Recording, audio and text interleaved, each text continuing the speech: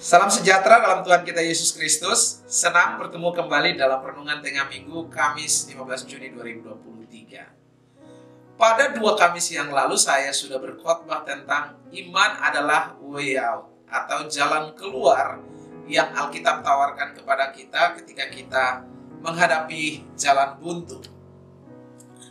Pada saat beban, masalah, pergumulan seolah-olah menghalangi langkah kita, sebagaimana tembok Yeriko yang menghadang perjalanan Yosua dan bangsa Israel.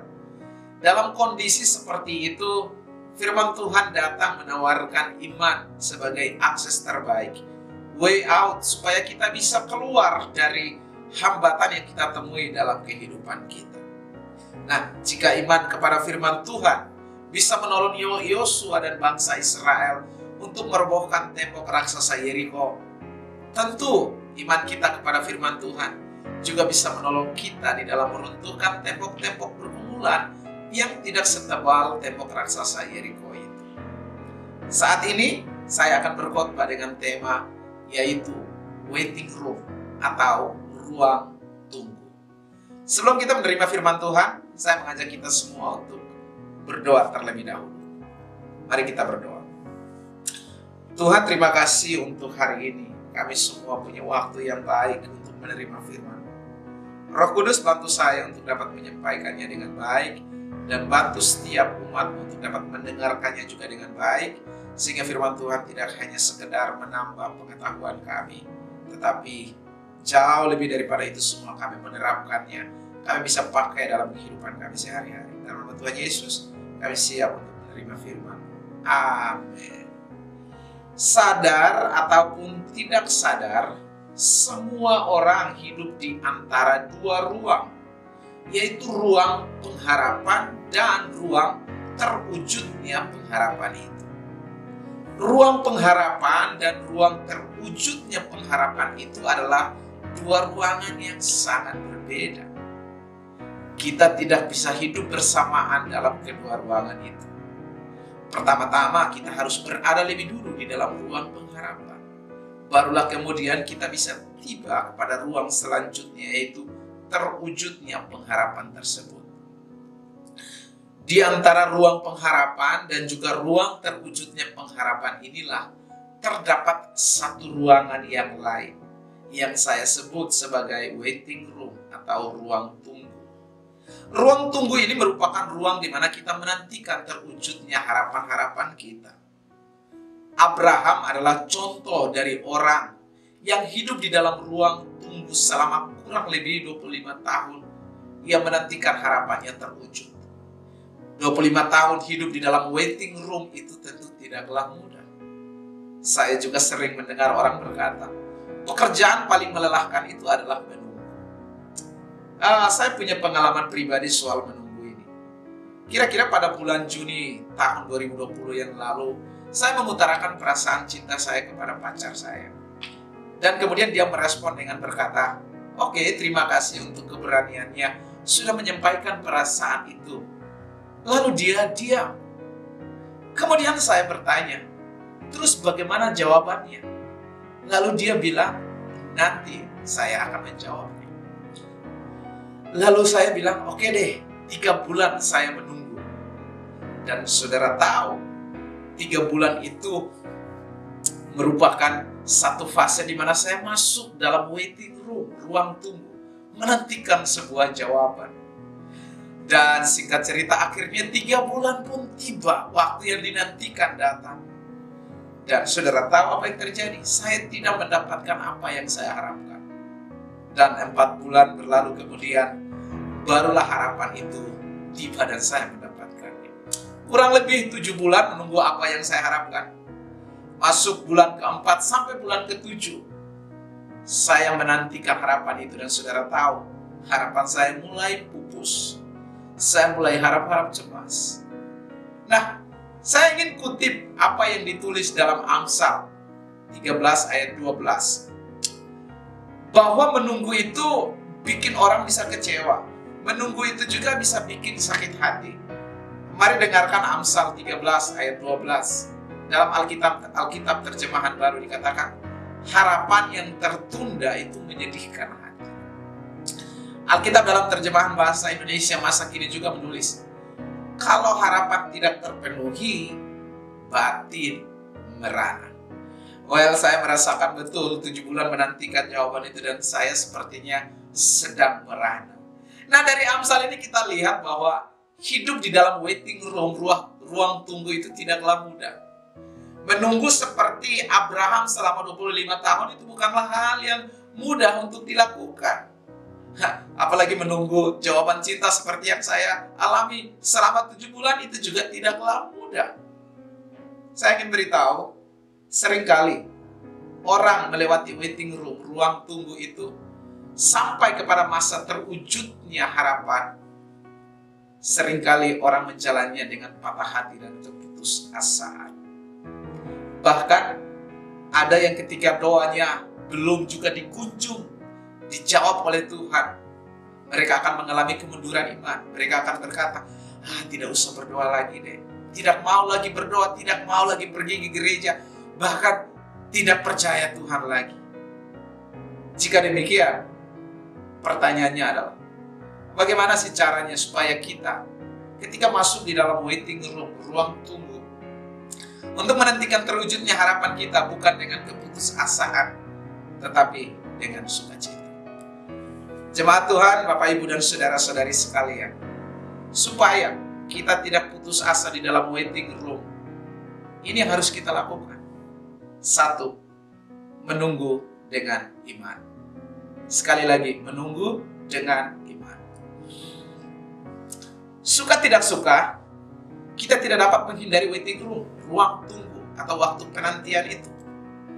Sebab pada dasarnya kehidupan ini merupakan suatu rangkaian dari masa penantian, yaitu hidup di antara harapan dan terwujudnya harapan itu.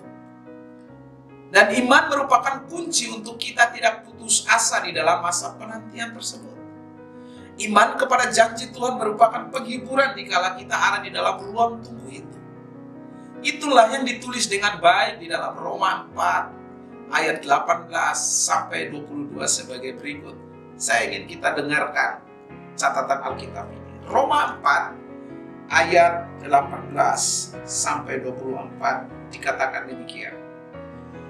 Sekalipun tidak ada dasar untuk berharap, namun Abraham berharap juga dan percaya bahwa ia akan menjadi bapa banyak bangsa menurut yang telah difirmankan. Demikianlah banyaknya nanti keturunanmu.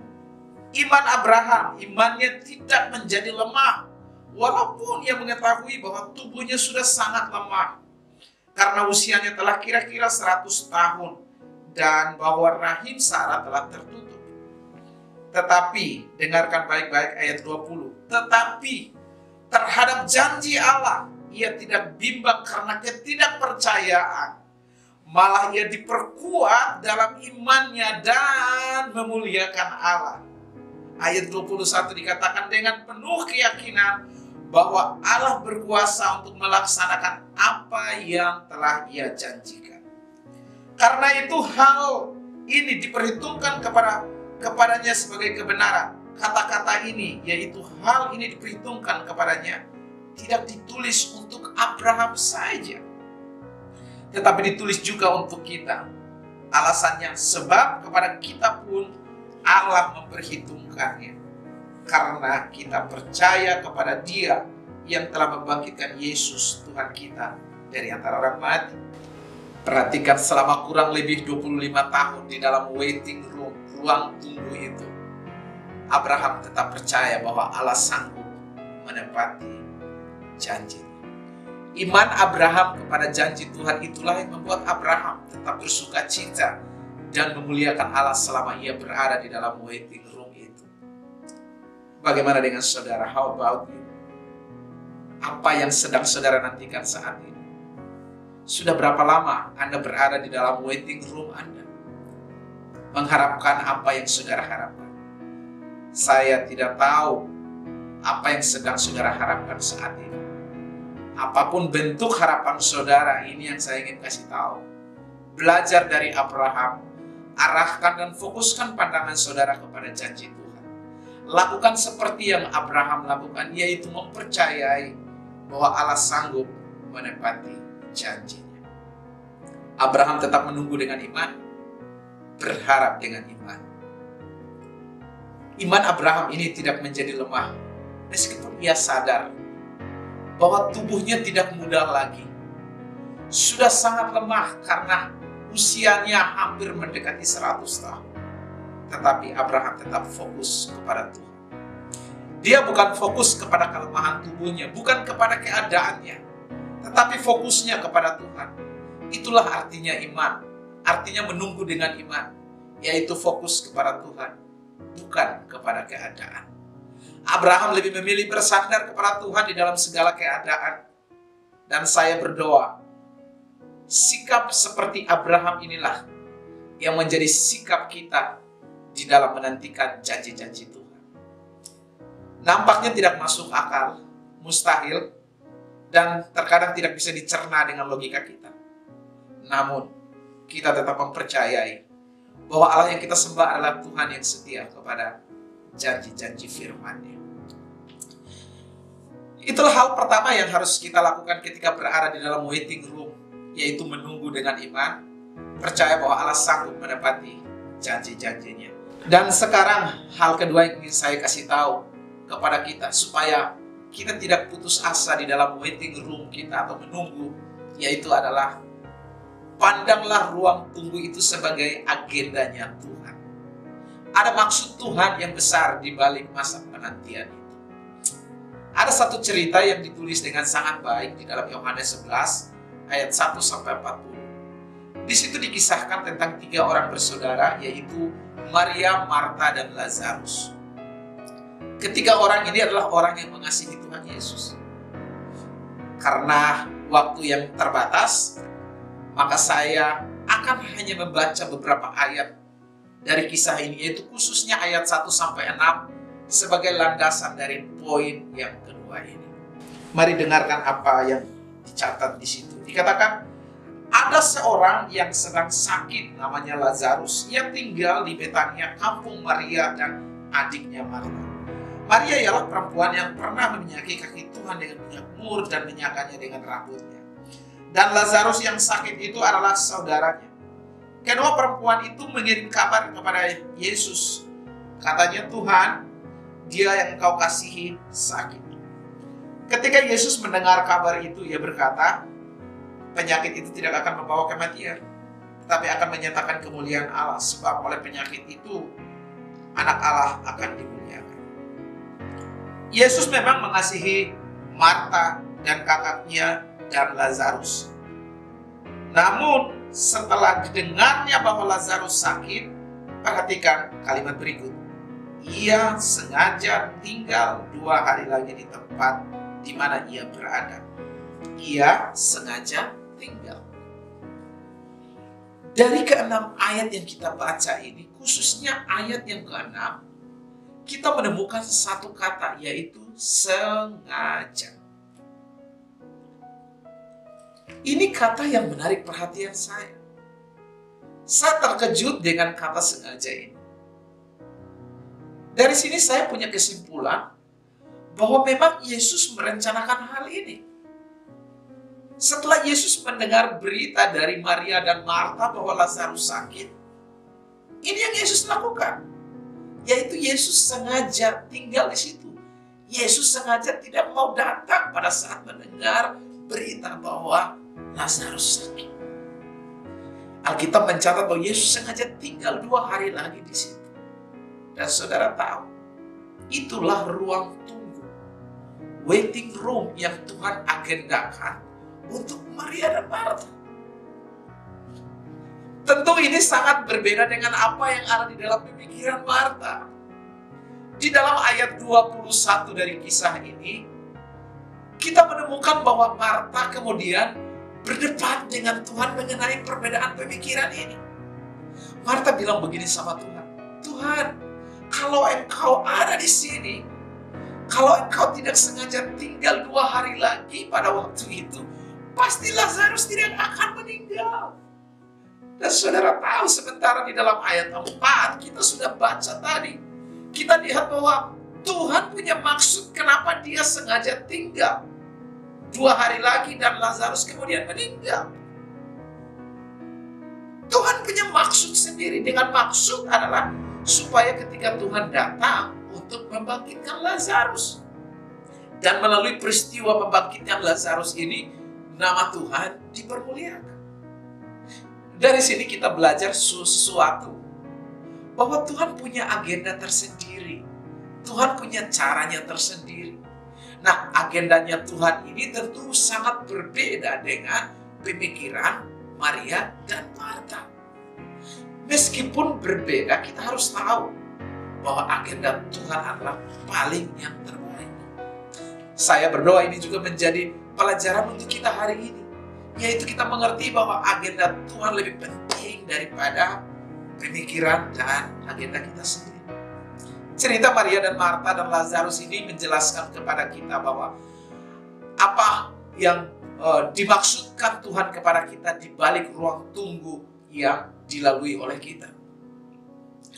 Maria dan Marta masuk di dalam ruang tunggu dan mereka harus menyaksikan sendiri bagaimana adik mereka meninggal, dan juga mereka harus menyaksikan sendiri bagaimana adik mereka dibangkitkan dari kematian. Maksud Tuhan sangat jelas di dalam Yohanes 11 ayat 4, yaitu supaya kemuliaan Tuhan dinyatakan. Dan saya ingin kita dengarkan ayat-ayat ini sekali lagi.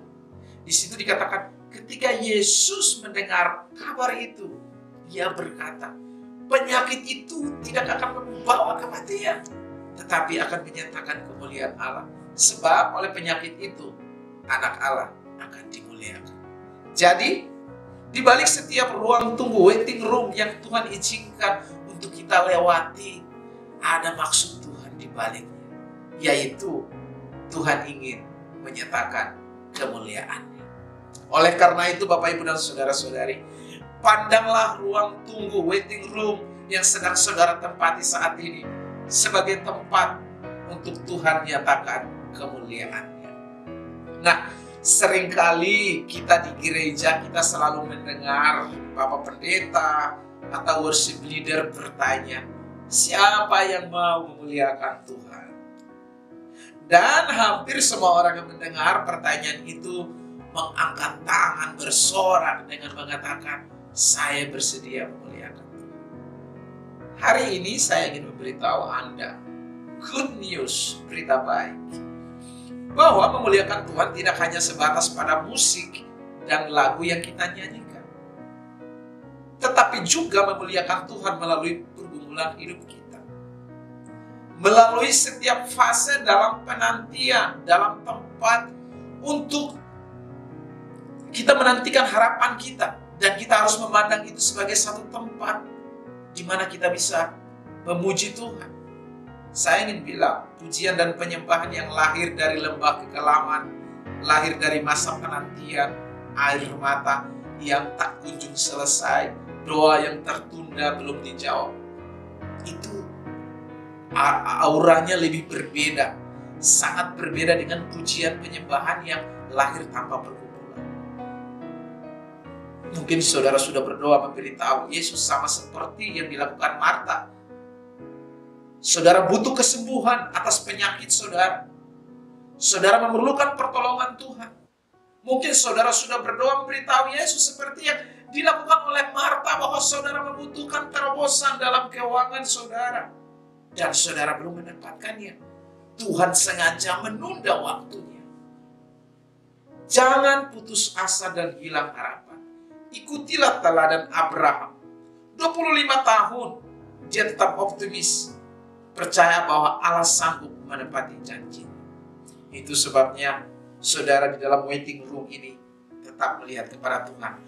Well, hal terakhir yang ingin saya bagikan sekarang adalah supaya kita tetap bersuka cita di dalam waiting room kita. Pandanglah ruang tunggu itu sebagai ujian terhadap iman kita. Sekali lagi, lihatlah ruang tunggu itu sebagai ujian terhadap iman kita. Itulah yang Tuhan ajarkan kepada Marta dalam cerita ini.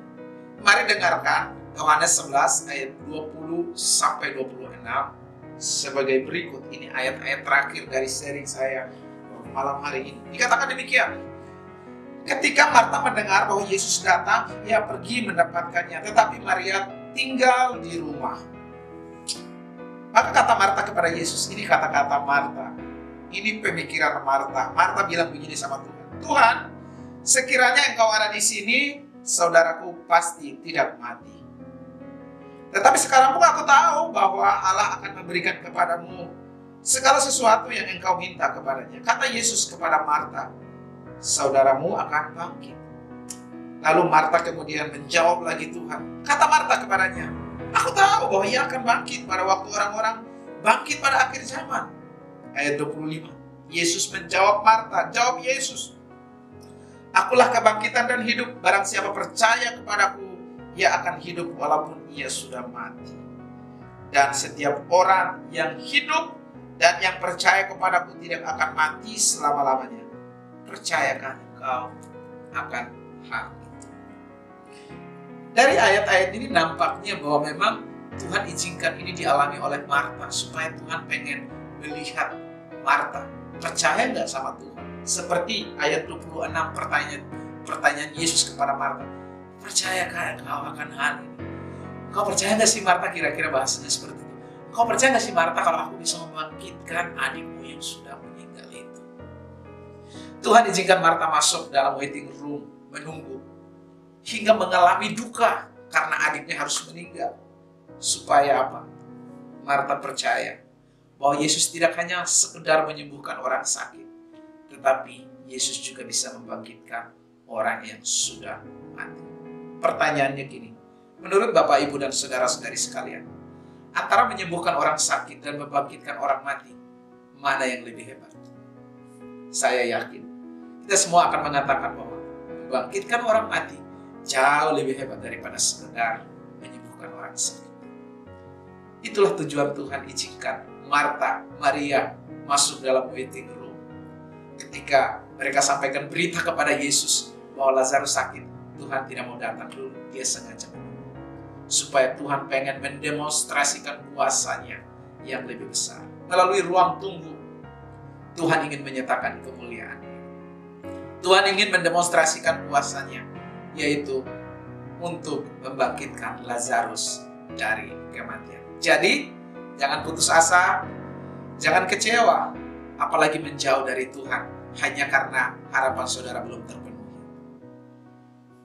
Ketika Tuhan bawa Anda masuk dalam ruang tunggu, tetaplah bersuka cita dan menanti dengan iman. Tuhan Yesus memberkati, marilah kita berdoa. Tuhan Yesus, terima kasih untuk malam ini. Hari yang baik kami boleh merenungkan firman Tuhan. Kami tahu di dalam hidup kami selalu kami menemui masalah, pergumulan yang kadang kami sudah berdoa dan nampaknya belum ada jawaban. Kalau saja mereka sedang ada di dalam waiting room, menunggu, ruang tunggu, menantikan apa yang mereka harapkan itu terwujud, Tuhan biarlah iman mereka terus bangkit. Belajar dari Abraham, tidak bergantung kepada keadaan, tetapi cuma fokus kepada janji Tuhan. Percaya bahwa Tuhan tidak hanya berjanji, tapi juga Tuhan setia menepati janji. Terima kasih buat janjimu, kesetiaanmu yang kau tunjukkan kepada Abraham, mujizat yang kau tunjukkan kepada Marta, Maria, di mana kau membangkitkan Lazarus yang sudah mati 4 hari dalam, dan itu buat kami cukup percaya bahwa iman kami kepada Engkau tidaklah sia-sia. Terima kasih, dalam nama Tuhan Yesus kami sudah berdoa. Amin. Sampai ketemu di minggu yang akan datang. Tuhan Yesus memberkati.